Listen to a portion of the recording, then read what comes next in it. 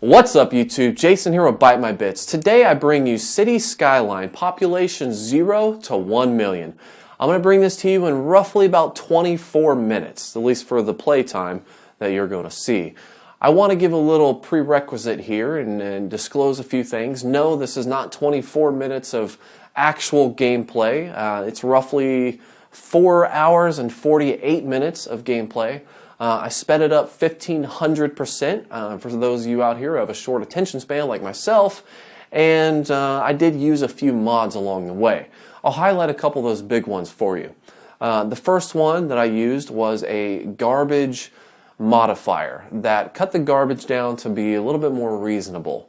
I did this because when I played a larger city before, even with the population of 200,000 or 300,000, I was flooding the map essentially with these dang garbage disposal or these garbage places, and to me it was unrealistic. I mean, a real city wouldn't have that much. So I found the mod to be a little bit more user and real life friendly. So the second mod that I want to highlight that was crucial to me being able to reach 1 million population in 5 hours was the always demand modification. I forgot what it's called, but what it does is it puts in full demand for commercial, residential, and office space.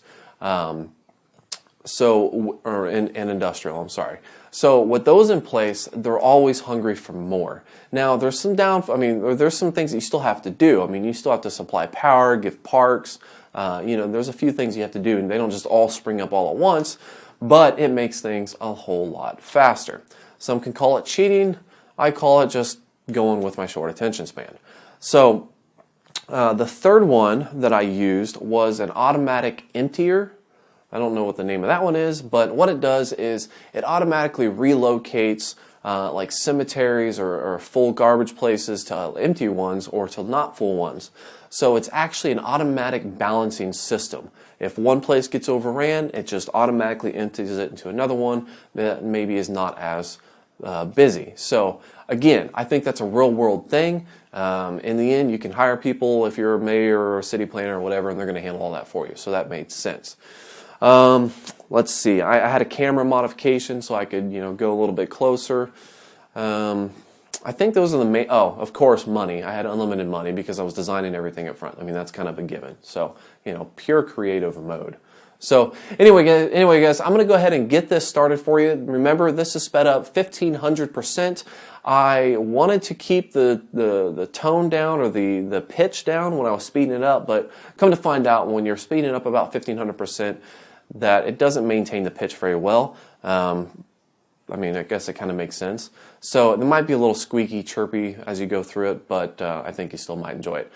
I think for my next step, what I'm going to do is one of these nights or maybe one of these mornings before I go to work, I'm going to set this up as a single camera angle. I'm going to hit play, and I'm going to set fraps to take a picture maybe every 10 seconds or so. I don't know yet for sure, but I think 10 seconds, maybe 30 seconds, I don't know, I'll play around with it. But I'm going to set up a time lapse, and I think I want to do this so I can just push my computer to the limit and see how far it'll go before it crashes. One thing that I want to say is about halfway through this, about 500,000, give or take, I ran out of things to build. And not to the point of I don't have anything I can build anymore, like, no new content, but the game actually says you cannot place anything more. I think there's a limit of like 24,000 entities or 240,000 entities. I don't know what it is, but whatever it is I hit, I could not build anymore. I could delete things, but it wouldn't let me build something else. So yeah, just keep that in mind. If you're going to do this yourself, try to get everything you can as far as all of your recreational parks, trees, roads. Actually, I think I could build a road, but train tracks, I screwed up on my train tracks terribly and I couldn't fix them once I figured it out. So try to get all of those in before you hit that 200,000, 300,000, 400,000 mark, because if you don't, you're pretty much screwed. So yeah, anyways, let's get started. If you want to get that time lapse, go ahead and hit the subscribe button.